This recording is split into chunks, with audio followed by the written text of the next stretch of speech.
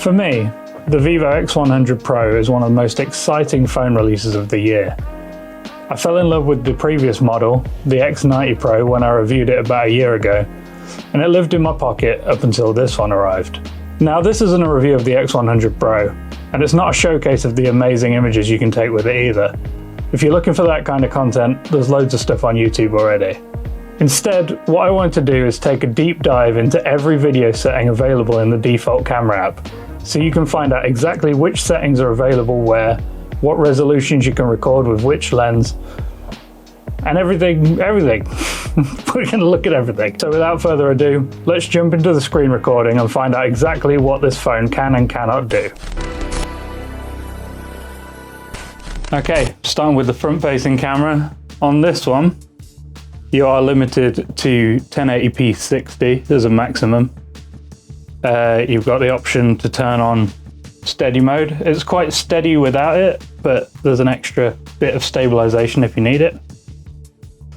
You have the option to shoot in 21:9 widescreen.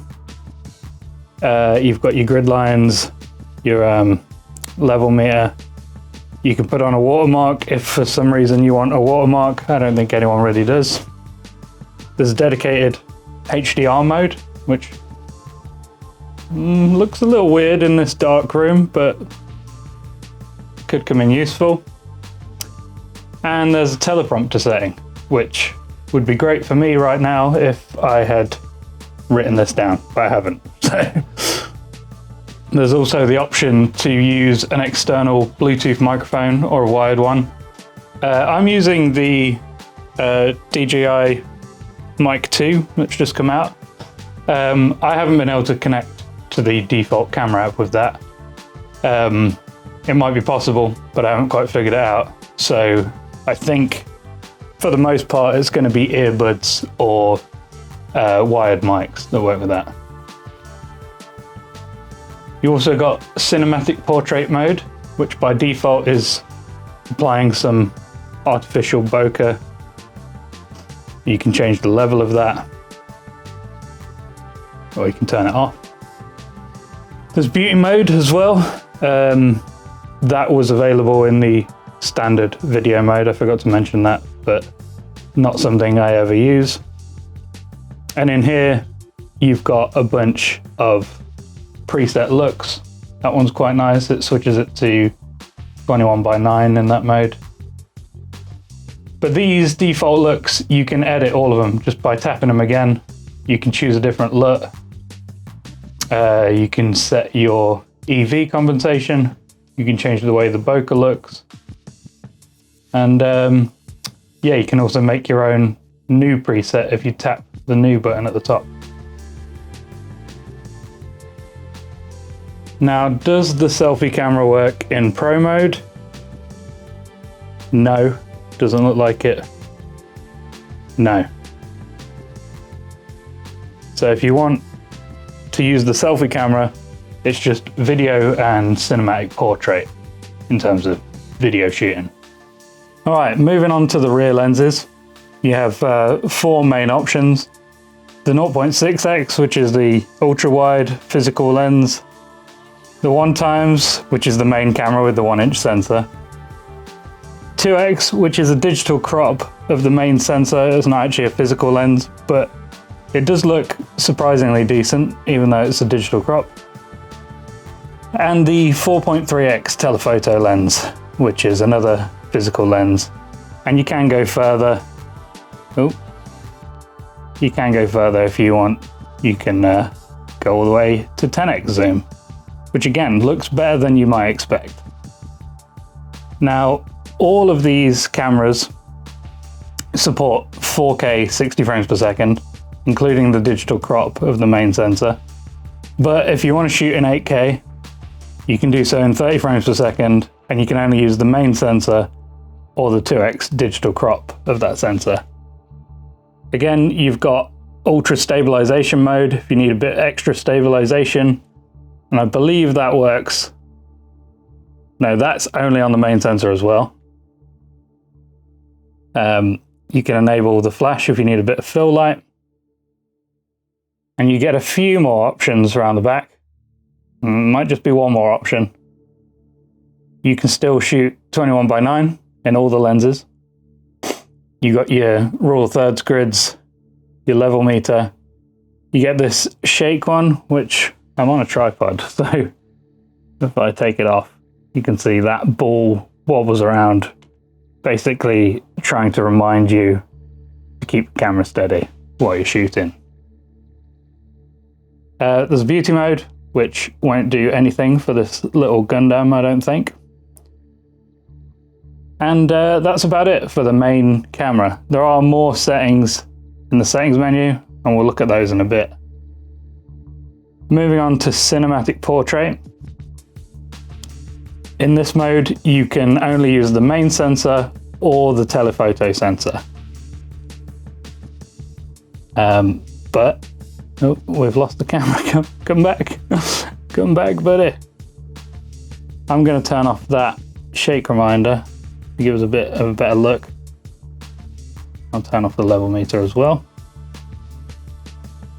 So here you can add artificial bokeh to your shot, which you probably will see better using the main camera rather than the telephoto in this shot.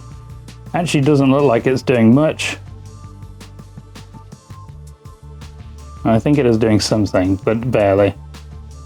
Because we've already got such a shallow depth of field, because we're focusing quite close and using a 1-inch sensor. But this mode's the same as around the rear. You've got all your different film looks you can apply to it, and you can create your own presets as well. Cinematic portrait goes up to 4K 30, there's no 8K, there's no 4K 60. And that's about that. We go into Pro mode. To use Pro mode, you choose Pro in the menu, and then you click this little video symbol at the top. And now you can control all of your manual settings. So you've got your exposure compensation, your ISO sensitivity, your shutter speed, white balance, autofocus. Oh no, that's manual focus. You can turn off autofocus and rack focus manually, which could come in quite handy. And you've got your metering modes. You can choose with spot metering, average metering, or center weighted metering. This one will allow you to go all the way up to 8K 30, provided you're on the main lens. And it will also let you do slow motion. So you can go up to 240p in 1080, although I will say it looks awful at 240p. 120 is a lot better, and 60 is obviously great quality, but then you may as well shoot in 4K. You also get 24 and 25p options, so if you fancy yourself a bit of a cinematographer, you want to go into Pro mode. In here you also get focus peaking and zebra stripes to help you keep, oh, but you can only choose one. So you got to take your pick. So if you're manual focusing, obviously you'll stick focus peaking on, and if you're manually controlling your shutter speed and ISO, then you might want zebra stripes. Otherwise, the options up here are the same. There's the ability to connect to an external microphone, like I said before, but you'll want to be careful about which microphone you'll use, because, as I said, I have not had any luck with the new DJI Mic 2. Alright, if I take you off the tripod, we'll have a look at the additional settings. So you get quite a lot of control in here. A lot of it is quite boring, but some of it's important. Motion autofocus is a feature I think is quite cool. It means you can double tap on a subject and then the phone will try to keep that subject in focus all the time. Pretty neat. There's also the ability to set your default resolution and frame rate for each and every video mode on the camera, which could be very handy. Like me, I shoot 4K 30 pretty much all the time. So wherever possible, I've set it to 4K 30, but slow-mo doesn't work in 4K. So we've got 1080 120, because like I said, 1080 240 looks awful. There's also the bitrate. You can choose high bitrate. It will only affect pro video mode. It won't increase the bitrate in the other video modes, but that's worth doing if you want the best quality you can possibly get from this phone. 3D sound tracking tries to isolate the voice of the subject that you are tracking with motion autofocus, but I think it sounds a bit robotic and weird, so I turn that off personally. Also hidden in this menu are some more pro features like histograms and waveforms. Let's have a look actually. We turn them all on. Audio levels as well, that's quite important if you use an external mic. So yeah, there you go. That's what those look like. You get two different waveform options, and you get a nice little audio readout at the bottom there. So that's most of the video related settings. Otherwise, you've basically got slow-mo mode, which there's not much to talk about because we already covered it in pro mode. But the max is 1080 240, but the quality really does take a hit. So I'd probably stick to 1080 120. But if you want to go slower, there is 720 480 with a pretty hefty crop. Although the quality doesn't look too bad, but it is 720p, which isn't ideal in 2024. And finally, we got the time-lapse mode. In this mode, you can shoot at up to 4K 30. You can turn on or off the stabilization. You have full pro controls if you want them. You can access them just by hitting the pro icon up there. And you've got some preset modes. I think the main difference between them is just going to be the speed of the time lapse. But for a lot of people, the automatic mode will probably do just fine.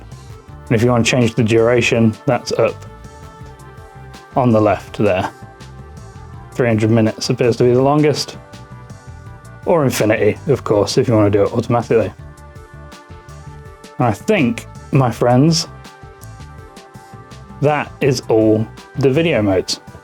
All right, well, that's about that. I hope you found this video useful. It's exactly the type of thing I would like to see if I was trying to buy a new phone. So hopefully other people feel the same way. Hit subscribe if you do, because I've got lots more cool stuff on the way, and I'll see you in the next one. Toodles.